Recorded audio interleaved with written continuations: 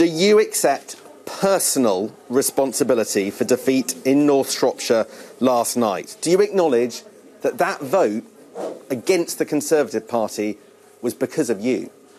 Clearly, the vote in North Shropshire is a very disappointing result, and I totally understand people's frustrations. I hear what the voters are saying in North Shropshire, and in all humility, I've got to accept that verdict.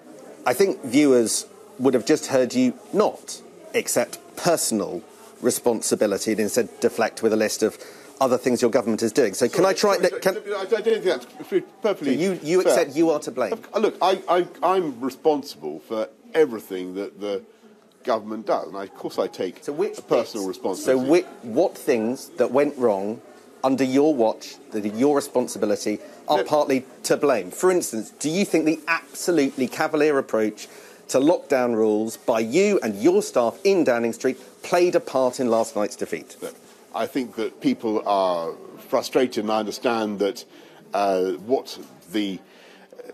basically what's been going wrong, Sam, is that in the last few weeks, some things have been going very well, but what the people have been hearing, is just a constant litany of stuff about politics and politicians and stuff that isn't about them and isn't about the things that we can do to make life better. And so, to that extent, of course, you're right. And I think that the job of the government is to make people like you, Sam, interested in the booster rollout and in skills and in housing and in everything else that we're doing. And unfortunately, you're totally right.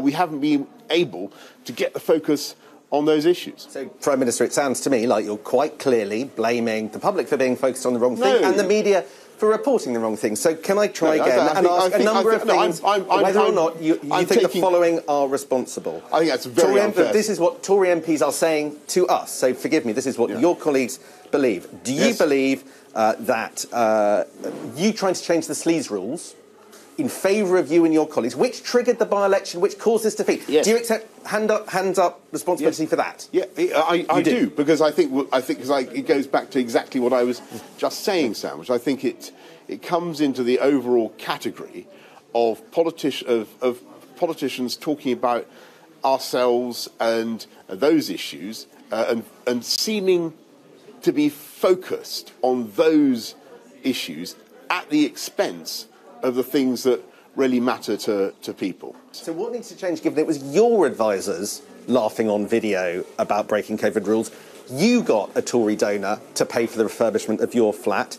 How do you stop those things happening again? That's the question Tories are asking today. Yes, I know, but can I just with all humility and respect to you, Sam, those questions are exactly the kind of questions about politics and politicians and all those kinds of things you run, the running of government, that I'm going to have to fix, of course. Final question.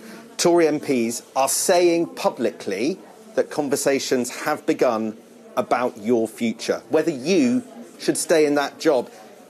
If it was in the interests of the country, if it was in the interests of the Conservative Party, would you resign? Sam, can I just remind you everything I've been saying throughout this interview, which is that is exactly the kind of question that qualifies, that breaks the golden rule. What we're focusing on is getting the job done. What we're focusing on is trying to make sure that we not only have the fastest vaccine rollout in Europe, the fastest booster rollout, as we've already done, but that we're able, because of the Get Boosted Now campaign, to avert some of the more damaging consequences of Omicron. That is what the government is engaged in doing now. That is what I am focused on. And do you know what? I think that is what people would want me to be focused on right now.